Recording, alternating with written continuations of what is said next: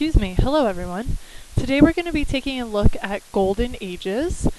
So you can see on your GRRR that golden ages are defined as a period, so we're talking about a time period, when a civilization experienced prosperity and stability. Prosperity we usually associate with wealth, and stability, political and social stability, that led to great artistic, scientific, and technological achievement. And this part is really important to remember, that with golden ages we're always going to be looking at achievements. Okay, so you do need to start by labeling the 7 continents and 5 oceans. Please take a moment to do that if you have not already. And now we're going to draw an arrow to where each golden age occurred. So these are actually in chronological order from the oldest to the latest, which is great. So you can see the Gupta dynasty was under India, or occurred in India. India is here. So you can draw an arrow there to India. It's a massive peninsula in South Asia. And some of their achievements were the Ajanta caves, vaccines, and mathematics. The Ajanta caves were actually Buddhist places of prayer. There's some beautiful Buddhist paintings in there. And mathematics, things like 0 and decimals. We then have the Tang and Song dynasties, the golden age of China. China is here. We've done this in other videos. It's this bump between the Korean peninsula and this little island down here. So this here is China, okay? Their achievements were gunpowder, movable type, and the magnetic compass, all of which have a huge effect on other areas of the world, especially Europe, that then goes on to use them to dominate.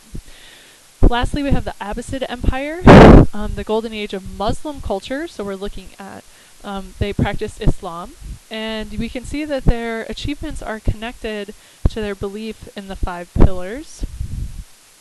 And they were in a great location for trade. So their capital was Baghdad, that was right here.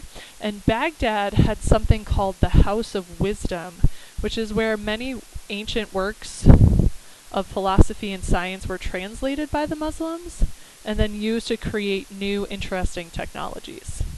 Finally, we have the Renaissance, which you can see is the golden age of Western Europe. And so Western Europe is over here. This is the continent of Europe, and so the western part of it. And you can see the printing press and humanist ideas. Now the printing press is sort of the descendant of movable type. Movable type, invented in China, was something that contributed to the creation of the printing press. And then humanist ideas.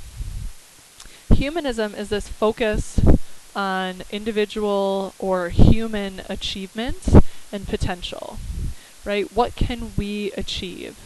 As opposed to always studying God and what God is capable of.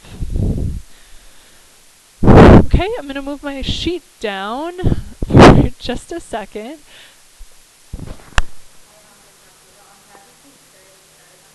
Yes, grab the homework folder and I'll find it for you. Alright, so I'm going to move my page down now. So we have here 4 multiple choice questions that you should annotate as you go along here, okay? So the first one says, a major feature of the golden age of Muslim culture. So Muslim culture, you want to look back up here, you're looking at the Abbasid Empire, okay? That's the one that you want to look at. And so we have political and economic isolation, and when you're isolated, you're not really going to flourish. So we don't want to focus on that. And the development of the foundations of modern science and math, which sound like achievements, right? So that could be a possibility. The adoption of democratic governments, you should never ever choose that, because that we only associate with Athens, and Athens was not part of the Muslim culture. And persecuting Jews and Christians will never get you to a golden age. So, thank you. All right, number 2, which term is defined as a Renaissance movement characterized by independent thought and a renewed interest in classical Greek and Roman culture? So again, you want to look at the Renaissance. which of those ideas is listed there, and hopefully you'll be able to match those up. For number 3, one similarity between the Gupta Empire and the Arab dynasties of the Islamic Golden Age is that so we've got the Arab dynasties of the Islamic Golden Age. We can cross that out and write in Abbasid, because we know that was the dynasty. So we've got Abbasid and Gupta. So what do they have in common? We know that these were both golden ages. And so we're looking for a characteristic of a golden age. Do not be distracted by the word gold, okay? They were both able to make advancements in math and literature. And then finally, number 4, you have a list of achievements here: preserved Hindu traditions, produced fine poems and drama, and made advances in math, science, and medicine. So these are things that could apply to almost any golden age except for this word Hindu. And Hinduism is from India. So what you want to do is see here which one of these golden ages occurred in India. Okay, I'm going to move forward to the document, so if you need more time with the multiple choice, please pause it.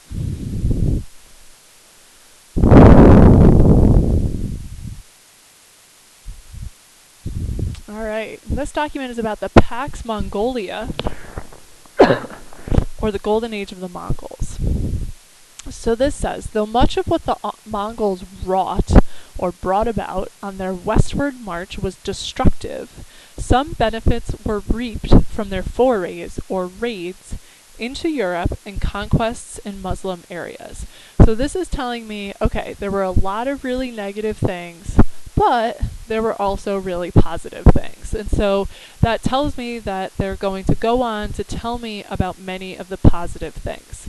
So for example, they taught new ways of making war and impressed on their Turkic and European enemies the effectiveness of gunpowder. Now we know gunpowder came from Tang and Sung China during their Golden Age, but the Mongols learned about it from the Chinese and used it as they conquered across Asia. As we have seen, Mongol conquests facilitated, they add the word aided here, but if you're not sure what facilitated means made easier. So this is saying, okay, the Mongol conquest made something easier. They made trade easier between the civilizations at each end of Eurasia, making possible the exchange of foods, tools, and ideas on an unprecedented scale. So this is just a lot of trade that resulted from the Mongol conquest. So again, even though that the conquests were destructive and negative, the trade was positive. The revived trade routes brought great wealth to traders, such as those from North Italy, who set up outposts in the eastern Mediterranean along the Black Sea coast and as far east as the Caspian Sea.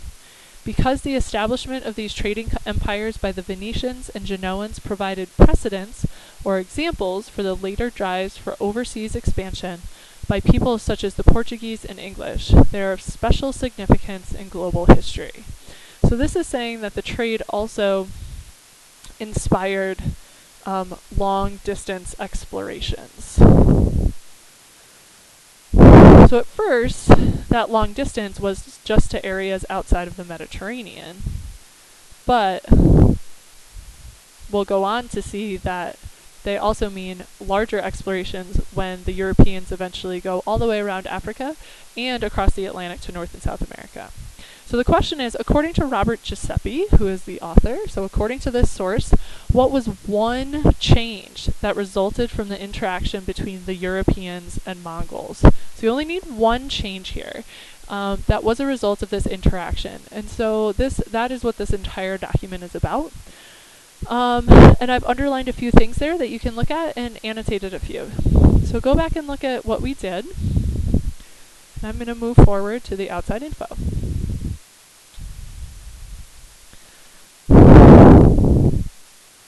Alright, so when I think about what this document was about the Mongol conquest, and that was only mentioned very briefly in the first sentence. And so I could give more information on the Mongol conquests. So for example, techniques that the Mongols used to conquer. So you would want to be specific about that, some things that they did.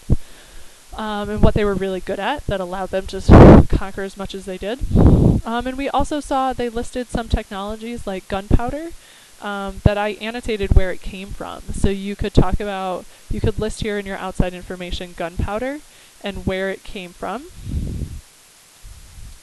right?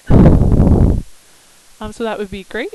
And I also extended the reading by explaining how the statement is saying that it inspired exploration by Europeans, which we can connect to that transatlantic connection. Now, so how does this topic of this source connect to what you are currently learning in class? Depending on what you're doing in class, there's lots of different connections you can make. So again, if you are studying exploration, you can make that connection. You can also make a connection to other like destructive conquests, or you can make a connection to another place that did a lot of trading, or another event that stimulated trade.